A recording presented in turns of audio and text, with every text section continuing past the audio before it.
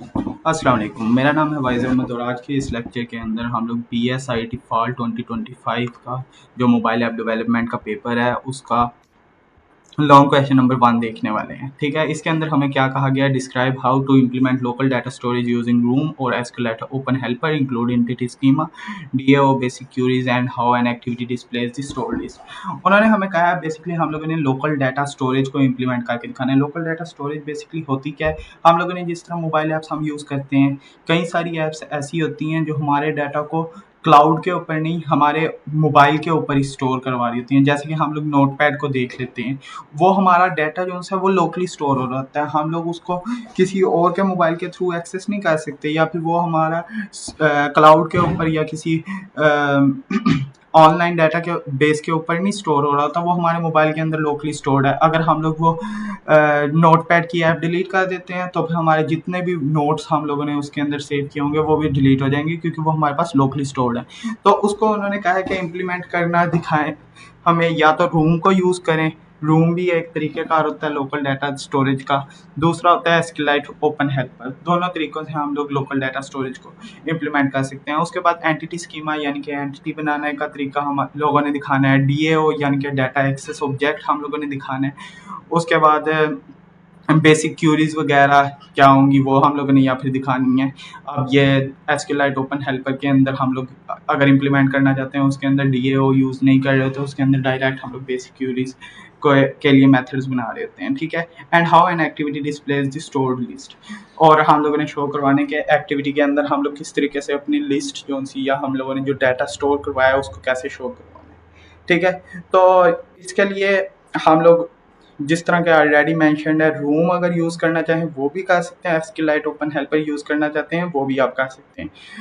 तो मैं जो है इसका सलूशन आपको रूम के थ्रू करके दिखाऊंगा, और उसके अंदर हम लोग एंटिटीज़ को बनाना सीखेंगे, डीएओ को सीखेंगे, और हम लोग उसको डाटा को स्क्रीन के ऊपर शो करवाना भी सीखेंगे। अच्छा, अब डाटा को शो करवाने के लिए ना कई सारे तरीके यूज़ किए जा सकते हैं, या तो हम लोग कस्टम अडाप्टर बना लें, या फिर हम लोग रिसाइकलर व्यू यूज़ कर लें, बेशक हम ग्रिड व्यू यूज़ कर लें, बेशक हम लोग कोई भी चीज़ जो कोई भी व्यू हम यूज़ करना चाहते हैं कस्टमाइज्ड, वो भी हम शो करवा सकते हैं। मैं इसके अंदर फिलवक्त लिस्ट व्यू के थ्रू आपको डाटा शो करवाऊंगा। वैसे अगर आप अपने थ्रू और कोई चीज़ भी यूज़ करना चाहते हैं वो भी आप कर सकते हैं। चलें आगे, हाँ, अब हम लोग इसके कोड की तरफ चलते हैं और देखते हैं कि हम लोग किस तरीके से इस क्वेश्चन का सॉल्यूशन प्रोवाइड करेंगे। ठीक है, ऑलरेडी से मैंने इसका सॉल्यूशन बनाया हुआ है, हम लोग इसके कोड को वन बाय वन समझेंगे कि क्या चीज़ किस तरीके से हम लोगों ने सॉल्व की है। ठीक है, पहले नंबर पे तो मैंने एक स्टूडेंट की मॉडल क्लास बना ली है। ठीक है, जो हम लोगों ने एंटिटी बनानी है ना, कोई सी भी एंटिटी बनानी है, उसके लिए हम लोग एक मॉडल क्लास बना लेंगे। ठीक है, एक सेपरेट क्लास बना लेंगे जिसके अंदर हम लोगों ने उसको नेम देना है कुछ ना कुछ, कि कौन से टेबल को ये रेफर कर रही है। फॉर एग्जांपल अब एक टीचर्स की एंटिटी है हमारे पास, हम लोग टीचर्स का डाटा स्टोर करवाना चाहते हैं, तो फिर हम लोगों को एक डाटाबेस के अंदर क्या चाहिए होगा, एक टीचर्स का टेबल चाहिए होगा, और उसके अंदर हम लोग उसकी आईडी स्टोर करवाएंगे, नेम, ईमेल वगैरह जो जो हम स्टोर करवाना चाहते हैं वो स्टोर करवाएंगे।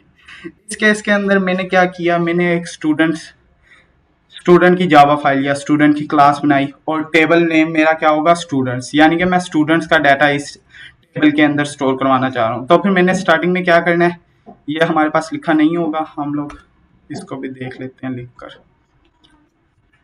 मैंने क्या बनाया, एक क्लास बनाई, जब क्लास जनरेट करेंगे कुछ इस तरह का हमारे पास स्ट्रक्चर आएगा। ठीक है, फिर मैंने इसको बताया कि ये एक एंटिटी है, और ये एंटिटी रेफर कौन से टेबल को कर रही है, टेबल नेम क्या होगा इसका, स्टूडेंट्स टेबल को के अंदर जो ऑब्जेक्ट हमारे पास स्टूडेंट स्टोर होने वाला है। ठीक है, उसके बाद इसकी प्राइमरी की क्या होने वाली है, प्राइमरी की होती है हमारे पास जिसके थ्रू हम लोग एक यूनिक आइडेंटिफायर होता है हमारे पास, तो हम लोगों ने इधर स्पेसिफाई करना है कि हमारे पास प्राइमरी की क्या होने वाली है, और हम लोगों ने साथ लिख दिया कि ऑटो जनरेट, यानी कि ये ऑटोमेटिकली जनरेट भी होती रहेगी।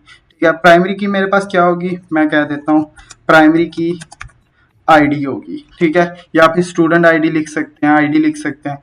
उसके अलावा अगर कोई और एट्रीब्यूट, जैसे कि मैं स्टूडेंट का नेम स्टोर करवाना चाहता हूँ, तो फिर मैं वो भी इधर स्पेसिफाई कर दूंगा, स्ट्रिंग नेम। ठीक है। उसके बाद एक कंस्ट्रक्टर मुझे लाजमी बनाना पड़ेगा कि हम लोग इसका जब ऑब्जेक्ट बनाएंगे तो वो किस तरीके से बनाएंगे।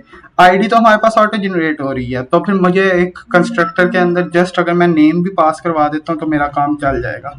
तो फिर मैं बनाता हूँ इधर पब्लिक कंस्ट्रक्टर बनाना है, तो फिर हम लोग क्लास का नेम लिखेंगे और साथ हम लोग पास करेंगे उसका नाम, क्योंकि हम लोग वो स्टोर करवाना चाह रहे हैं। This dot name equals name. ठीक है, ये हम लोगों ने काम कर लिया। अब फर्दर आप जितने मर्जी कॉलम्स बनाना चाहते हैं इसके अंदर, ईमेल, एज, जो जो स्टोर करवाना चाहते हैं वो भी आप स्टोर करवा सकते हैं, उसके अंदर कोई एतराज नहीं है। उसके बाद आप अगर इनको प्राइवेट बनाकर इनके गेटर सेटर बनाना चाहते हैं वो भी आप बना सकते हैं।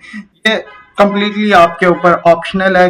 वो फिल वक्त अगर हम लोग क्वेश्चन की रिक्वायरमेंट देखें, उसके अंदर हमें ऐसा कुछ नहीं कहा गया कि हम लोगों ने स्टूडेंट का ही बनाना है। अगर आप टीचर के लिए डाटाबेस बनाना चाहते हैं वो भी बना सकते हैं। जस्ट हम लोगों ने इम्प्लीमेंटेशन दिखानी है उन्हें कि किस तरीके से बनती है। ठीक है, और हम लोगों ने वही उन्हें इम्प्लीमेंटेशन के लिए एक मॉडल बना दिया। ठीक है, एक एंटिटी बना दी है। अच्छा, इससे पहले ये एंटिटी बनाने से पहले एक और काम भी करना है आपने, जो मैंने स्टार्टिंग में बताना मैं भूल गया, कि आपने अपनी इम्प्लीमेंटेशन यानी कि अपनी डिपेंडेंसीज को ऐड करना है। ठीक है, डिपेंडेंसीज को हम लोग इधर बिल्ड डॉट ग्रेडल वाली फाइल के अंदर दो डिपेंडेंसीज ऐड करेंगे, इम्प्लीमेंटेशन रूम वाली और एनोटेशन प्रोसेसर रूम वाला। ठीक है, इसके लिए डायरेक्ट जो सा कोड होगा ना, आपने जो सा लिखना है उधर पेपर के अंदर, वो आपने कुछ इस तरीके से लिखना है। इम्प्लीमेंटेशन के हम लोगों ने ये डिपेंडेंसी ऐड करनी है, com sorry Android x dot room colon room run time and इसका जो भी वर्जन होगा वो आपने इधर एंड पर लिख देना है 2.6.1। इसी तरीके से सिमिलरली आपने दूसरी रूम कंपाइलर की भी डिपेंडेंसी ऐड करनी है, वो एक एनोटेशन प्रोसेसर होगा, एनोटेशन प्रोसेसर, और बाकी कुछ इसी तरह का कोड होगा आपका। रोम रन टाइम की जगह पर आपका आ जाएगा रोम कंपाइलर। ठीक है, ये यहाँ पर मैंने ऐड किया हुआ है। अब अगर आप libs.version.toml ये वाला यूज कर रहे होते हैं ना वर्जन कैटलॉग, तो फिर आपको कुछ इस तरीके से अपनी डिपेंडेंसीज को ऐड करना पड़ता है दो फाइल्स के अंदर। अदरवाइज आपको जस्ट build.gradle के अंदर ये दो डिपेंडेंसीज डायरेक्टली ऐड करनी पड़ेंगी, तो आपका काम बन जाएगा। ठीक हो गया, तो ये जस्ट मैंने कहा आपको एक दफ़ा बता दूं कि किस तरीके से ऐड करते हैं डिपेंडेंसीज। उसके बाद आपने ये एंटिटी बना ली, साथ में ना स्टेप्स भी लिखता जाऊंगा। पहले नंबर पे हम लोगों ने डिपेंडेंसीज ऐड करनी है, 1 डिपेंडेंसीज, अदरवाइज आपका काम चलेगा नहीं। उसके बाद एंटिटी बना लें। ठीक है, उसके बाद हम लोग क्या करेंगे, एक डाटा एक्सेस ऑब्जेक्ट बना लेंगे, स्टूडेंट डीएओ। ये एक इंटरफेस होगा, ये डायरेक्टली हमारे पास क्या काम करेगा, जितनी भी हम लोगों ने क्यूरीज जो भी करनी है ना वो हम लोग इधर शो करवाएंगे। यहाँ पर हम लोग लिखेंगे कि हम लोग ये क्यूरी एग्जीक्यूट करना चाहते हैं। अगर हम लोग गेट ऑल वाला फंक्शन कॉल करते हैं तो हमारी क्या क्यूरी चलनी चाहिए, सिलेक्ट स्टैटिक फ्रॉम स्टूडेंट्स। अगर हम लोग इंसर्ट स्टूडेंट वाला मेथड कॉल करते हैं तो फिर हमारी क्या होगी, इंसर्ट वाली क्यूरी चलेगी। इसी तरीके से हमारे पास अपडेट वाली भी क्यूरी होती है।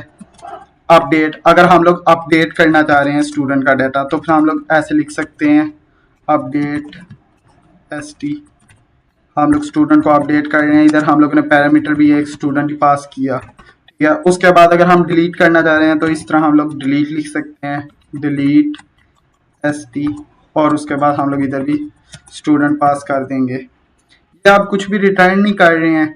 जो हमारे पास सिलेक्ट वाला था वो हमारे पास क्या कर रहा था, रिटर्न कर रहा था, वो रिटर्न कर रहा था एक लिस्ट ऑफ स्टूडेंट्स, यानी कि हम लोग स्टूडेंट्स तमाम जितने भी स्टूडेंट्स हैं ना उनकी पूरी लिस्ट को फैच कर रहे हैं, और फैच करके फिर हम लोग जैसे भी यूज करना चाहते हैं वो कर सकते हैं।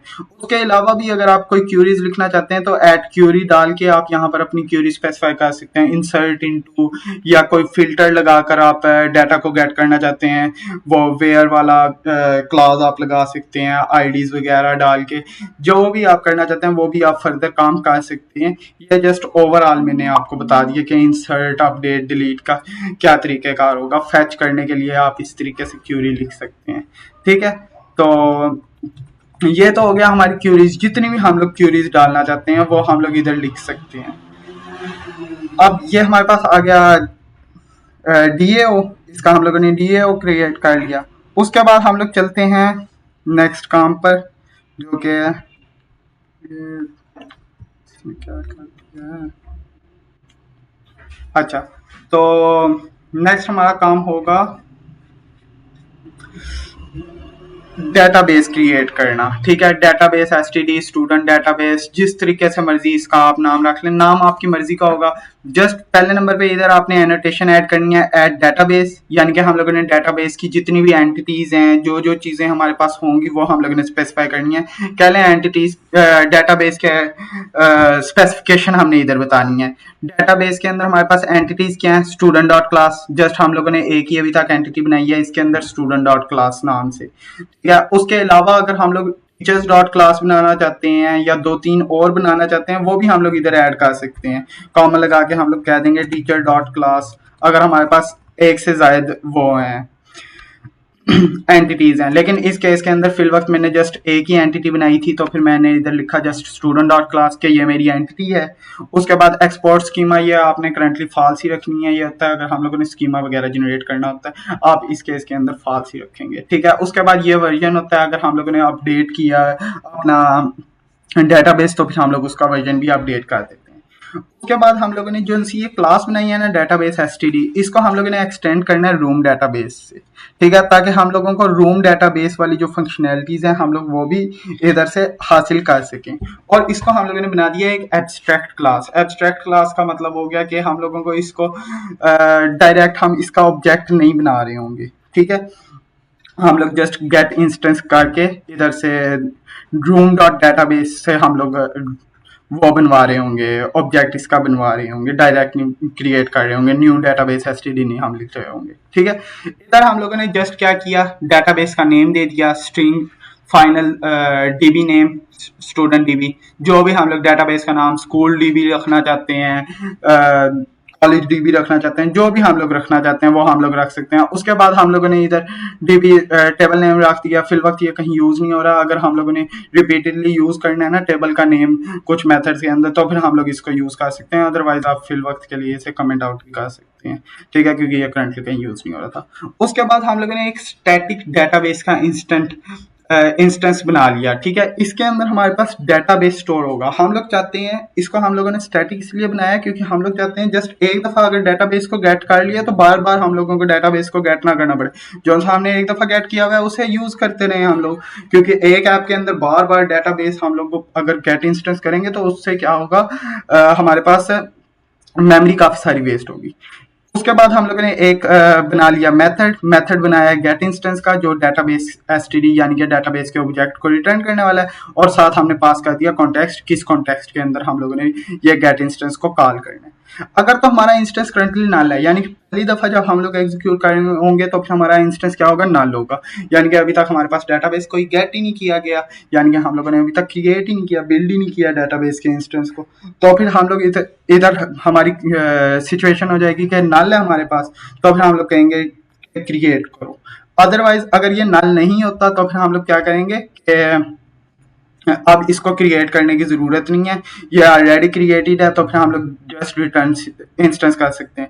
उसके बाद हम लोग इधर सिंक्रोनाइज्ड के प्रॉपर्टी भी यूज कर सकते हैं। सिंक्रोनाइज्ड का मतलब ये होगा कि हमारा जो ये डेटाबेस है वो एक सिंक्रोनाइज्ड मैनर के अंदर चल रहा हो। यहाँ पर सिंक्रोनाइज्ड ऐसे करके हम यूज कर सकते हैं कि हमारा जो डेटाबेस है, क्योंकि हम लोग चाहते हैं कि 2-3 ऑपरेशंस एक साथ ना हो रहे हो, तो इस वजह से हम लोग उसको सिंक्रोनाइज्ड कर सकते हैं। ठीक है, ये अगर हम यूज करना चाहें तो इसको भी यूज कर सकते हैं साथ। उसके बाद instance equal room dot database builder, database को हम लोगों ने बिल्ड किया, कॉन्टेक्स्ट हम लोगों ने दिया उसको कि किस कॉन्टेक्स्ट के अंदर, जो कॉन्टेक्स्ट हम लोगों ने एज अ पैरामीटर पास किया था वो हम लोगों ने गेट का उस वाले कॉन्टेक्स्ट के मुताबिक हम लोग जिधर से भी हम लोग क्रिएट कर रहे हैं मेन एक्टिविटी से, फॉर एग्जांपल हम लोगों ने गेट इंस्टेंस वाला मेथड कॉल किया तो फिर हम लोग उस कॉन्टेक्स्ट यानी कि एप्लीकेशन के कॉन्टेक्स्ट के मुताबिक डेटाबेस क्रिएट कर देंगे। उसके बाद हम लोगों ने क्लास स्पेसिफाई करनी है कि कौन सी क्लास है जिसका डेटाबेस हम लोग डेटाबेस ऑब्जेक्ट क्रिएट करना चाह रहे हैं या बिल्ड करना चाह रहे हैं। वो हमारे पास डेटाबेस एसटीडी रखा हुआ है, अगर आपने कुछ और नाम रखा हुआ है तो फिर आप यहाँ पर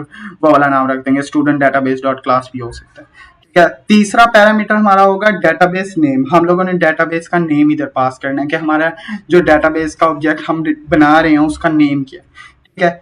उसके बाद अलाउ मेन थ्रेड क्यूरीज, यानी कि हम लोग अब मेन थ्रेड के ऊपर क्यूरीज जो सी हैं ये वैसे हम लोग अगर प्रोडक्शन लेवल पे चेक करें तो हम लोग मेन थ्रेड क्यूरीज को रन करने देते नहीं है, लेकिन फॉर द टाइम बीइंग क्योंकि हम लोग फिलहाल लर्निंग फेज के अंदर है तो फिर हम लोग मेन थ्रेड के ऊपर क्यूरीज को रन करने की इजाजत देंगे और फिर हम लोग बिल्ड कर देंगे। अदरवाइज हम लोग और चीज़ों को यूज़ करते हैं, इसकी जगह मेन थ्रेड क्यूरीज को यूज़ नहीं कर लेते।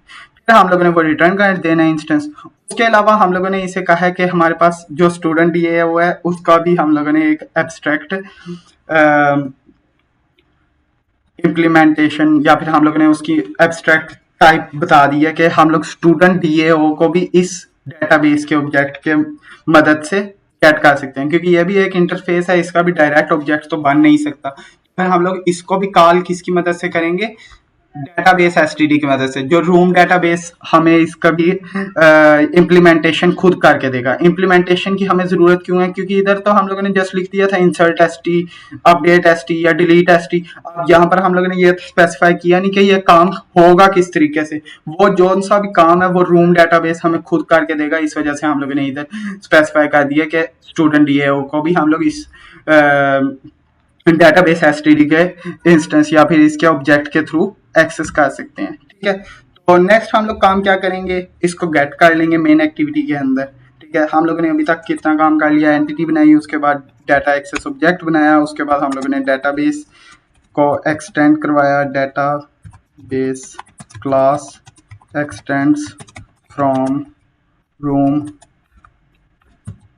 डेटाबेस, और उसके बाद हम लोगों ने जाहिर सी बात है इसके अंदर बिल्ड किया अपने डेटाबेस को, ठीक है। बिल्ड, अब ये डायरेक्ट बिल्ड हो नहीं गया, ये बिल्ड तब होगा जब हम लोगों ने गेट इंस्टेंस वाला मेथड कॉल करना है, जो कि हम लोग इस वाले पेज के ऊपर मेन एक्टिविटी के अंदर कॉल कर रहे होंगे। हम लोगों ने क्या किया, अच्छा तो नेक्स्ट हम लोग अपनी मेन एक्टिविटी के अंदर उसका इंस्टेंस कॉल करने वाले हैं। तो फिर हम लोगों ने क्या किया, डेटाबेस एसटीडी डीबी इसका एक ऑब्जेक्ट बनाया, और डायरेक्टली क्योंकि हम लोग इसका न्यू ऑब्जेक्ट या कंस्ट्रक्टर तो कॉल कर नहीं सकते, हम लोगों ने एक एब्स्ट्रैक्ट क्लास बनाई हुई है। तो फिर हम लोग क्या करेंगे, database STD dot gate instance, हम लोग ये मेथड कॉल करेंगे इसका database STD dot gate instance. अब इससे क्या होगा, हमारे पास डेटाबेस एसटीडी के अंदर जो सा हम लोगों ने गेट इंस्टेंस वाला मेथड बनाया था उसको कॉल लगेगी, साथ हम लोगों ने दिस पैरामीटर भी सेंड किया, यानी कि हम लोगों ने अपना कॉन्टेक्स्ट एप्लीकेशन का सेंड किया, और यहाँ पर आकर वो चेक करेगा कि अगर तो इंस्टेंस नल है ऑलरेडी तो फिर वो रूम डॉट डेटाबेस बिल्डर यानी कि रूम की मदद से वो डेटाबेस को क्रिएट करेगा, डेटाबेस एसटीडी का ऑब्जेक्ट को क्रिएट करेगा ऑन द रन टाइम, और वो हमें बिल्ड करके सेंड कर देगा वापस रिटर्न कर देगा इंस्टेंस। अदरवाइज अगर इंस्टेंस ऑलरेडी से क्रिएटेड है तो फिर वो हमारे पास इंस्टेंस को रिटर्न कर देगा। यहाँ पर हमारे पास इंस्टेंस डीबी के अंदर आकर स्टोर हो जाएगा, डीबी डॉट स्टूडेंट डीएओ। हम लोगों ने फिर अब क्या करना है, अगर कोई मेथड हम कॉल करना चाहते हैं तो फिर हम लोग किसकी मदद से करेंगे, जैसे मैंने ऑलरेडी बताया था कि स्टूडेंट डीएओ जो सा हम लोगों ने डेटाबेस एसटीडी के अंदर बनाया था एक एब्स्ट्रैक्ट पब्लिक, यहाँ पर हम लोगों ने स्टूडेंट डीएओ को कंस्ट्रक्टर कॉल किया था, ठीक है, कंस्ट्रक्टर ही हो गया ना एक किस्म का। हम लोगों ने इसको यहाँ से मेन एक्टिविटी के अंदर इसकी मदद से इंसर्ट एसटी को कॉल किया। अब रूम डेटाबेस ने इसके जो मेथड्स हैं उनको इम्प्लीमेंट कर दिया, और इंसर्ट एसटी को कॉल करके हम लोगों ने साथ एक स्टूडेंट को पास कर दिया, न्यू स्टूडेंट। हम लोगों ने न्यू एक स्टूडेंट ऑब्जेक्ट बनाया और उसके अंदर हमने पैरामीटर पास कर दिए, जो भी आप नाम पास करना चाहें। आप यूज़र से इनपुट लेकर भी पास किया जा सकता है। हम लोग एडिट टेक्स्ट बना देंगे मेन एक्टिविटी के एक्सएमएल फाइल के अंदर, और उधर से टेक्स्ट को लेके स्ट्रिंग फॉर्मेट के अंदर इधर हम लोग पास कर देंगे, ठीक है। इसी तरीके से जस्ट ये मैंने सैम्पल के लिए 2 स्टूडेंट्स को इंसर्ट करके दिखाया हुआ है। ठीक है, उसके बाद हम लोगों ने क्या किया, एक लिस्ट बनाई। लिस्ट के अंदर हम लोगों ने db.student DAO से कॉल किया मेथड गेट ऑल वाला। गेट ऑल ने हमारे पास क्या रिटर्न करना था, लिस्ट ऑफ स्टूडेंट्स, यहाँ पर हम लोगों ने मेंशन किया हुआ है। तो इसने हमारे पास लिस्ट ऑफ स्टूडेंट्स को रिटर्न किया और हमारे पास वो इधर आकर लिस्ट के अंदर स्टोर हो गई। अब इसके बाद अगर हम लोग कस्टम अडॉप्टर बना लेते हैं एक रिसाइकलर व्यू के मदद से, या फिर लिस्ट व्यू का कस्टम अडॉप्टर बना लेते हैं, तो फिर हम लोग डायरेक्टली उसके अंदर जो हमारा फॉर एग्जांपल हम लोग कस्टम अडॉप्टर बनाते हैं रिसाइकलर व्यू की मदद से, तो फिर हम लोग डायरेक्टली जो सी ये वाली लिस्ट है जिसके अंदर हमारा स्टूडेंट की लिस्ट हम लोग पास कर रहे हैं, वो हम लोग सेंड कर सकते हैं। क्यों, जाहिर सी बात है, उसके अंदर हम लोग कस्टमाइज हम लोगों ने बनाया हुआ है, और उसके अंदर हम लोगों ने सेट किया हुआ है कि किस तरीके का हमारे पास डाटा आने वाला है, लिस्ट ऑफ स्टूडेंट्स आने वाली है। अगर तो हम लोगों ने वो रिसाइकलर व्यू का अडॉप्टर बनाया हुआ है, फिर तो हम लोग उसके अंदर डायरेक्टली ये लिस्ट पास कर सकते हैं। लेकिन फिल वक्त मैंने जिस तरह आपको स्टार्टिंग में ही बताया था कि इसको हम लोग मल्टीपल तरीकों से कर सकते हैं। मुझे पता था कि जस्ट मैंने स्टूडेंट के अंदर क्या किया, स्टूडेंट जो सा क्लास थी उसके अंदर जस्ट मैंने नेम स्टोर किया हुआ है, तो फिर मैंने उसका नेम गेट करके एक न्यू लिस्ट के अंदर, लिस्ट एस के अंदर मैंने स्टोर करवा दिया, और उसको मैंने अडॉप्टर सेट करके, जस्ट लिस्ट का अडॉप्टर सेट करके मैंने वो स्क्रीन पर डिस्प्ले करवा दिया। अदरवाइज अगर आप वो वाला काम करना चाहते हैं, उसके लिए आपको क्या करना पड़ेगा, आपको एक रिसाइकलर व्यू न्यू बनाना पड़ेगा। इधर फिर हम लोग कह सकते हैं स्टूडेंट अडॉप्टर, इसको एक्सटेंड करेंगे हम लोग रिसाइकलर व्यू डॉट अडॉप्टर, और उसके बाद हम लोग लिखेंगे व्यू या फिर student adopter dot view holder. ठीक है, यहाँ पर हम लोगों ने इसको इंपोर्ट किया और यहाँ पर इसके मेथड्स को इम्प्लीमेंट कर देंगे हम लोग।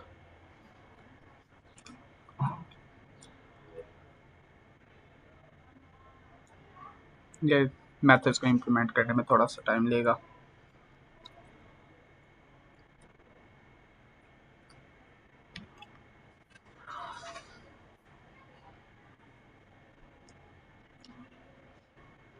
ये हमारे पास एक स्टूडेंट अडॉप्टर जो उनसे वो हम लोगों ने बना लिया है। इसके अंदर हम लोग फिर जिस तरीके से डाटा सेट करना चाहते हैं वो सारा हम लोग कर लेंगे, वो मैं आपको करके दिखा देता हूँ। यहाँ पर हम लोगों को एक बनाना पड़ेगा view holder, public static view holder, जिसको हम लोगों ने एक्सटेंड करना है। ये वाला सारा काम ऑलरेडी अगर आपने रिसाइकलर व्यू किया हुआ है तो फिर आपको आता होगा। ठीक है, वरना बस हम लोगों ने इधर क्या करना है, recycler view dot view holder से इसको एक्सटेंड किया, और हम लोग जस्ट नेम ही शो करना चाह रहे हैं, तो फिर हम लोग एक टेक्स्ट व्यू बना लेंगे, टेक्स्ट व्यू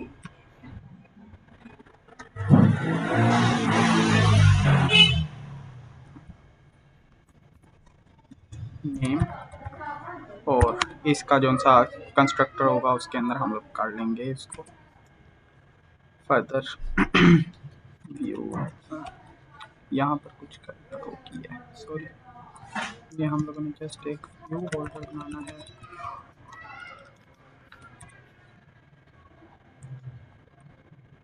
इसका हमें कंस्ट्रक्टर बनाना पड़ेगा एक, ये कंस्ट्रक्टर इसका बन गया, और इसके अंदर हम लोग name is equal to find by ID dot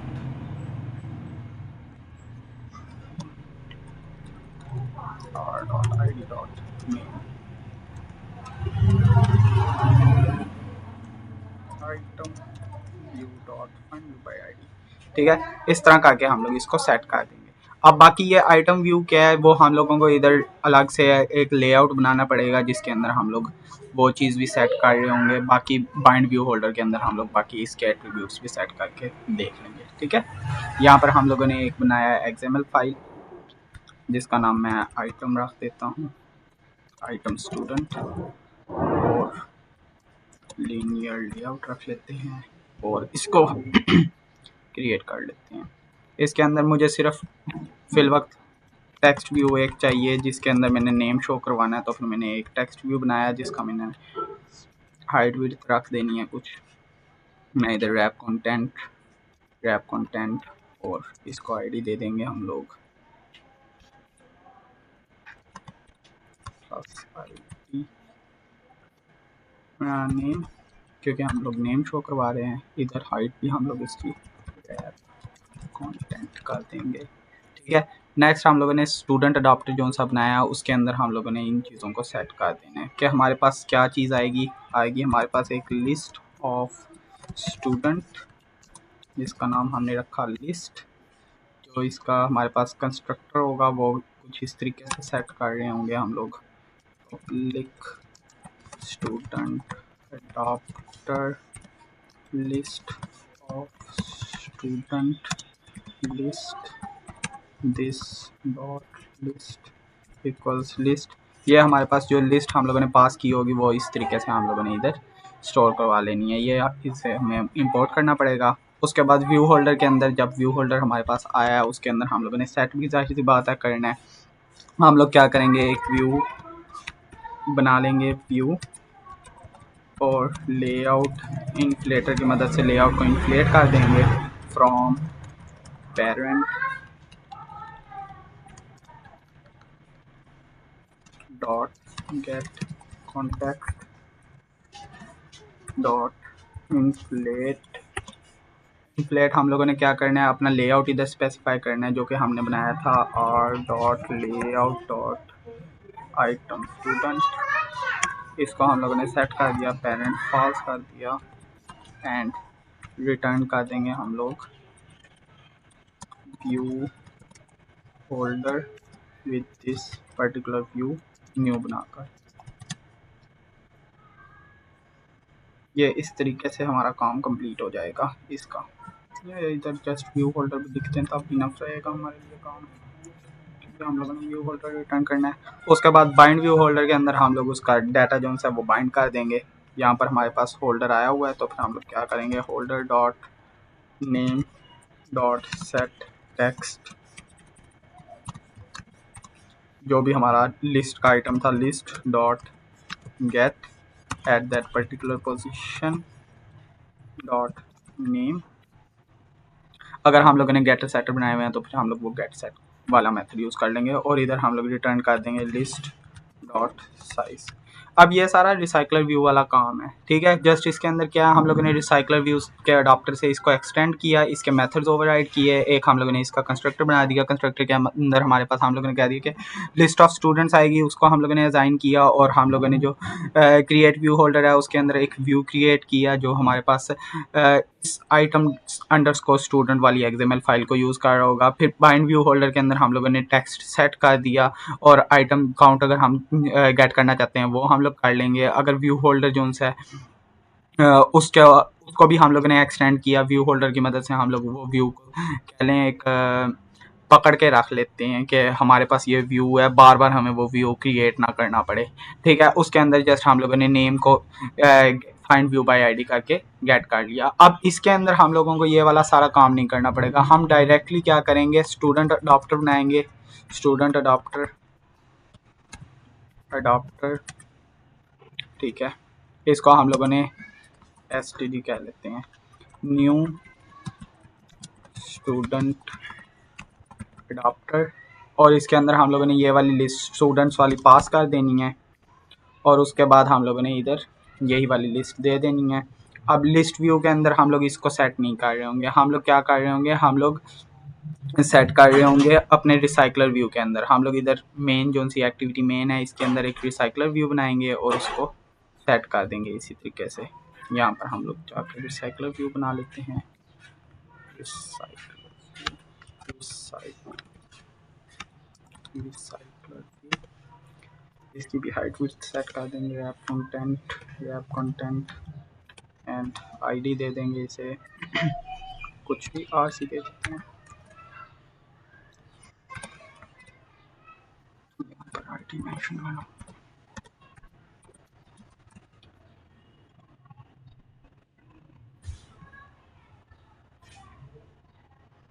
next हम लोगों ने मेन एक्टिविटी के अंदर जाके उसको गेट करना है, recycler view RC equals find view bye ID r.id.rc and rc dot set layout manager new linear layout manager this, और उसके बाद हम लोग rc के अंदर सेट अडॉप्टर कर देंगे ये वाला।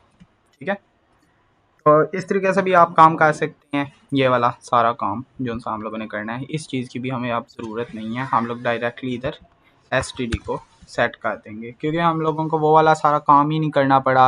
वो काम करना था हम लोगों ने, अगर लिस्ट व्यू के लिए हम लोग कर रहे हैं तो फिर हम लोग डायरेक्ट क्या करेंगे, एक रिसाइकलर व्यू अडॉप्टर बना लेंगे और उसके अंदर डाटा को in main file make get instance call and show data on screen। अब ये जो सा ऐप है ना, ये हर दफ़ा ये वाले दो स्टूडेंट्स को ऐड करता रहेगा, लेकिन हम लोग चाहते हैं कि यूज़र से इनपुट लेना चाहें तो फिर हम लोग क्या कर सकते हैं, सिंपल एडिट टेक्स्ट बना सकते हैं और उससे हम लोग इनपुट लेकर वो वाला डाटा इंसर्ट कर सकते हैं। अगर हम डिलीट वगैरह भी करना चाहते हैं वो भी हम लोग कर सकते हैं, इधर हम लोग स्टूडेंट पास करके। ठीक है, वो आप लोग मज़ीद जितना भी लिखना चाहें वो आप लोग मेथड्स को कॉल करके उधर पेपर के अंदर शो करवा सकते हैं बाकी क्यूरीज को। यहाँ पर मैंने जस्ट एक क्यूरी समझाने के लिए फॉर दी अंडरस्टैंडिंग दिखा दी है कि इंसर्ट स्टूडेंट किस तरीके से कॉल होगी। इसी तरीके से ये गेट ऑल वाली कॉल हो रही है। ऐसे ही हम लोग एक स्टूडेंट पास करके क्या कर सकते हैं, डिलीट कर सकते हैं, और इसी तरीके से अगर हम अपडेट करना चाहें वो भी कर सकते हैं। तो ये सारा काम भी हम लोग इस तरीके से कर सकते हैं। तो that's it for today's lecture. उम्मीद है आपको अच्छे से समझ आ गई होगी। अगर कोई क्यूरीज होती हैं तो आप कमेंट सेक्शन के अंदर पूछ सकते हैं। अल्लाह हाफिज़।